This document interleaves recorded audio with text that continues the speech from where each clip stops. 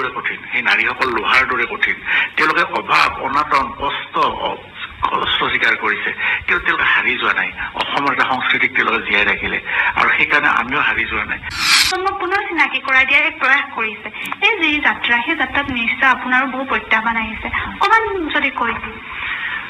প্ৰত্যাহ্বান আছে, কাৰণ আমাৰ ছবিখনৰ কোনো প্ৰযোজক নাছিল, আৰু লোক সংস্কৃতিৰ ওপৰত লোক সংস্কৃতিক ভাল পাওঁ বুলি বহুতে ঘৰিয়ালৰ চকু পানী টুকে, কিন্তু লোক সংস্কৃতিৰ কাৰণে আৰ্থিকভাৱে ছবি এখন নিৰ্মাণ কৰিবলৈ কিন্তু কোনো আগবাঢ়ি নাহে।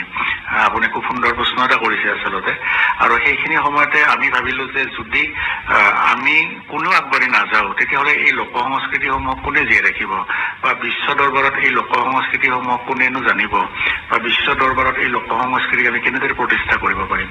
আৰু সেইকাৰণে এটা আচলতে সামাজিক দায়বদ্ধতা আছে সৰুৰ পৰাই আমাৰ, যিখন পৰিয়ালত মই ডাঙৰ দীঘল হৈছোঁ। মোৰ মা ৰাষ্ট্ৰপতি পুৰস্কাৰ লাভ কৰিছিল, কৃতি শিক্ষকৰ, মোৰ দেউতা এগৰাকী কৃতি শিক্ষক। সামাজিক পৰিৱেশ এটা আছে, আৰু আমি সামাজিকভাৱে অধিক দায়বদ্ধ।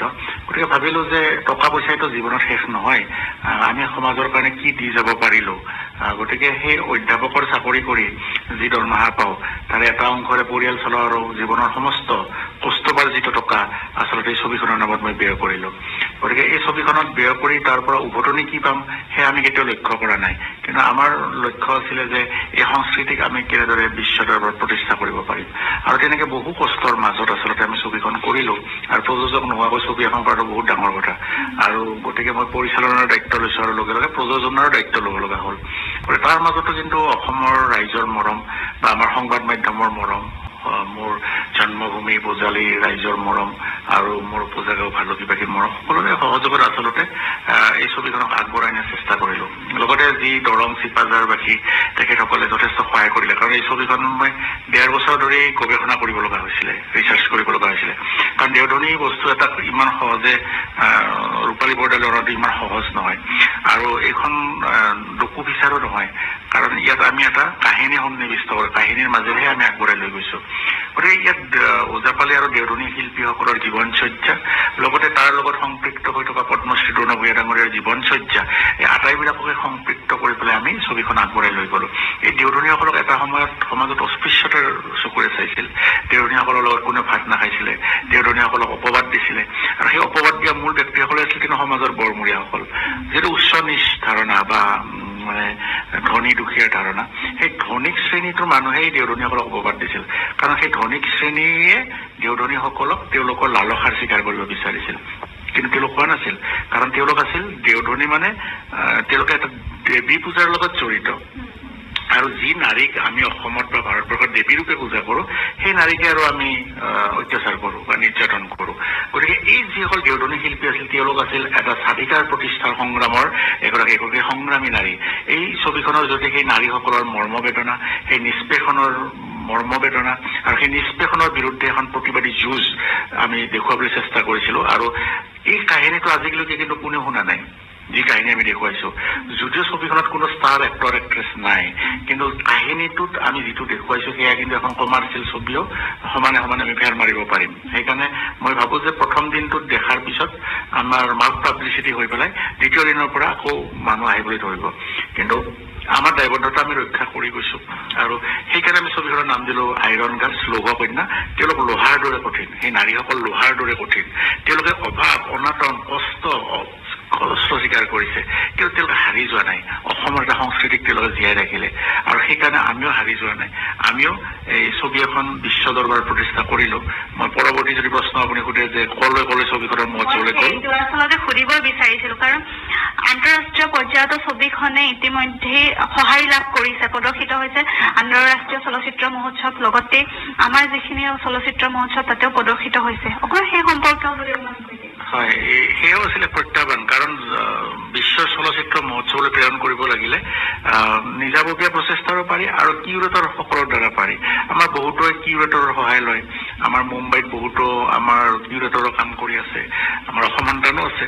গতিকে তেখেতসকলে যিবিলাক ছবি মহোৎসৱৰ লগত জড়িত হৈ থাকে, সেই কিউৰেটৰসকলে তেওঁলোকে ছবি এখন প্ৰেৰণ কৰে, কিন্তু আমাৰতো তেনেকুৱাকে আৰ্থিকভাৱে নাছিলে সহায়। গতিকে আমি ভাবিলোঁ নিজাববীয়াকৈ আমি প্ৰচেষ্টা কৰোঁ। গতিকে আমি নিজাববীয়াকৈ ছবিখন প্ৰেৰণ কৰিলোঁ, আৰু দেখিলোঁ যে চিমলাত যি আন্তঃৰাষ্ট্ৰীয় ছবি মহোৎসৱ হয় সেয়া হিমাচল প্ৰদেশ চৰকাৰে কৰে আৰু সেই মহোৎসৱত বহু সংখ্যক দেশৰ প্ৰতিনিধি আহিছিলে আৰু তাত আমাৰ ছবিখনে শ্ৰেষ্ঠ ছবিৰ জুৰি বঁটা লাভ কৰিছিলে আৰু হিমাচল প্ৰদেশৰ মহামান্য ৰাজ্যপালে যেতিয়া আমাৰ হাতত সেয়া বঁটাটো তুলি দিছিলে আমি এগৰাকী গৌৰৱী অসমীয়া হিচাপে বহুত গৌৰৱ অনুভৱ কৰিছিলোঁ আৰু তাৰপিছত ছবিখন গৈছিল দক্ষিণ এছিয়া চলচ্চিত্ৰ মহোৎসৱ য'ত আমেৰিকা যুক্তৰাষ্ট্ৰৰ চিকাগোত অনুষ্ঠিত হয় এই মহোৎসৱ অসম সন্তান আদিল হুছেইন ডাঙৰে শ্ৰেষ্ঠ অভিনেতাৰ সন্মান লাভ কৰিছিলে খুব সন্মানীয় এখন চলচ্চিত্ৰ মহোৎসৱ অসমৰ পৰা খুব কম সংখ্যক ছবিহে আচলতে এই মহোৎসৱলৈ গৈছে তাত স্থান লাভ কৰাটো আমাৰ কাৰণে ডাঙৰ কথা আছিল গতিকে তাত ছবিখন দেখিলে ৰাইজে দেখিলে ইউৰোপৰ জনতাই দেখিলে অসমৰ সংস্কৃতি লোক সংস্কৃতি দেখিলে তাৰপিছত আমি এইবাৰ এটা ভাবিলো যে ইউৰোপলৈ আমাৰ অসমীয়া চলচ্চিত্ৰ গৈছে কিন্তু আফ্ৰিকা মহাদেশত আজিলৈকে অসমীয়া ছবিয়ে খুব কম সংখ্যক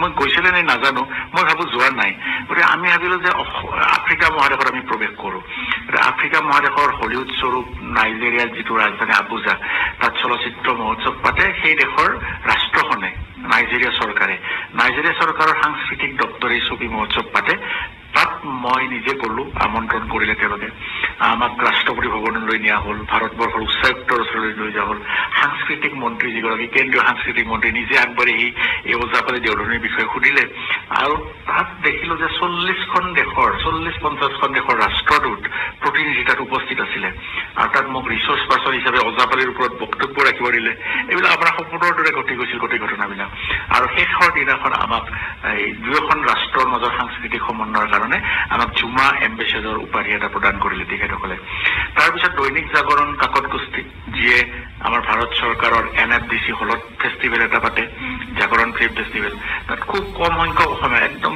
আগনিৰ মূৰত লিখিব পৰা গৈছে তালৈ যোৱা বৰ্ষটোত মাত্ৰ 2খন অসমীয়া ছবি নিৰ্বাচিত হৈছিল এখন হ'ল ভিলেজ ৰকষ্টাৰ 2 ৰীমা দাসৰ আৰু এখন হ'ল আমাৰ আইৰণ গাৰ্লছ 5 বজাত আইৰণ গাৰ্লছ প্ৰদৰ্শিত হৈছিল 7 বজাত ভিলেজ ৰকষ্টাৰ 2 আমি গৌৰৱত উঠলি উঠিছিলো আচলতে যে এনেকুৱা এটা মহোৎসৱত ওজাপালি দেওধনী প্ৰদৰ্শিত হৈছে মুম্বাইত আমি শ্ৰেষ্ঠ ছবিৰ বঁটা লাভ কৰিছিলো বলিউডৰ বহুতো হস্পিতাত আছিলে তাৰপিছত কেৰেলাত যে আন্তঃৰাষ্ট্ৰীয় ফক্ৰ ছবি মহোৎসৱ হয় তাত বিশ্বৰ প্ৰায় 50খন দেশে যোগদান কৰিছিলে তাত আমি শ্ৰেষ্ঠত্বৰ 3টা স্থানৰ ভিতৰত আমি আছিলো গতিকে এনেকুৱা এটা আমাৰ খুব সোণালীয়া যাত্ৰা আছিল আমি আমাৰ যিটো উদ্দেশ্য আছিল যে বিশ্ব দৰবাৰত আমি ইয়াক প্ৰতিষ্ঠা কৰিম সেই যাত্ৰাটো আমাৰ সফল হৈছে আৰু যেতিয়া আমি ছবিখন যেতিয়া গুৰুজী দ্ৰোণভূঞাক আমি তাত চিত্ৰায়ন কৰিছিলো তেতিয়া তেখেতে পদ্মশ্ৰী উপাধি লাভ কৰা নাছিল এনেকুৱা নহয় যে তেখেতে পদ্মশ্ৰী বঁটা লাভ কৰাৰ কাৰণে আমি তেখেতৰ কাৰণে ছবি বনাবলৈ গৈছিলো আমি যেতিয়া ছবিখন বনাই আছিলো মাজভাগতে টাইমছ অফ ইণ্ডিয়াৰ এটা বাতৰি প্ৰকাশিত হৈছিল এই ছবিখনৰ ওপৰত